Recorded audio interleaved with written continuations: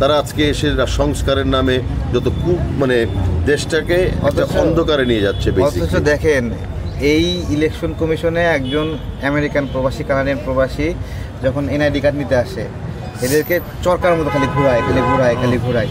রাষ্ট্রের বিরুদ্ধে কোনো শক্তি আছে নাকি বা হয় নাকি? এটা একটা মিছিল দিয়ে চলে গেলাম, এটা হবে না। আমি আমার জিনিসটা চাই আসলে, এটা প্রতীক কিনা, বুঝছেন? যে 100 জন, 200 জন, 500 জন মানুষ এক জায়গায় করে একটা বিক্ষোভ দিলাম, চলে গেলাম, ওইটা আমি চাই না।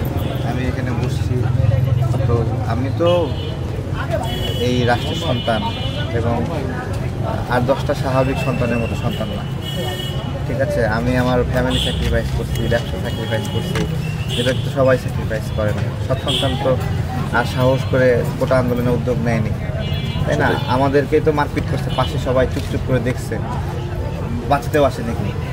আমরা তো টিপিক্যালি ওই সন্তানদের মতো সন্তান না। আমাদের প্রতি যদি ন্যায় বিচার না করে তাহলে আমরা কি করব?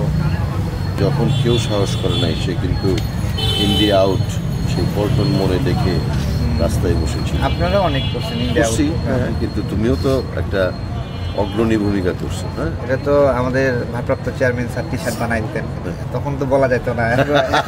এখন বলতে সমস্যা নাই। সেটাই, কিন্তু না, আজকেই বললাম মনে হয় এটা গণতান্ত্রিক সরকার আসুক, ইনশাআল্লাহ। ইয়ে করি। এখন একটা হজবরল অবস্থা। হ্যাঁ, এই যে দেখো, ওনাদের কাছে কে দাবি জানাইছিল আরপিও সংশোধন করার জন্য? এটা কি সংস্কার? না না, এটা কোনো সংস্কার যে আরপিওর এই তো 20 অনুচ্ছেদ এবং এই সমস্ত সংশোধন করতে হবে? ওনাদেরকে এই ক্ষমতাগুলো দেয় কে? ম্যান্ডেটটা দেয় কে? হ্যাঁ, তারা তো বেতনভুক্ত কর্মচারী রাষ্ট্রের।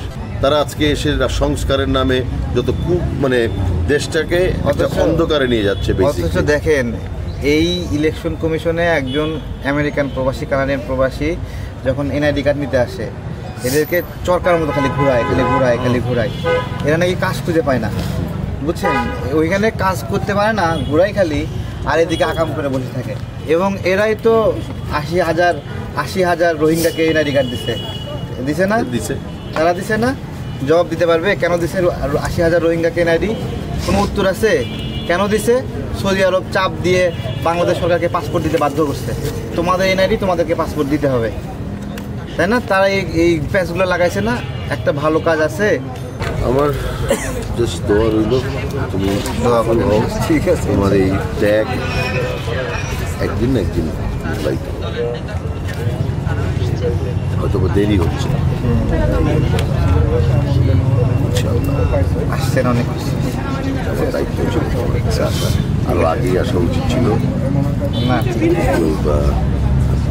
আছি সারা রাত, আমি ওই মানে আসলে একটা হুমকি ধামকি দিয়ে এরকম না। আমাদের জিনিস আমাদের চাই, এটা অধিকার, ঠিক আছে?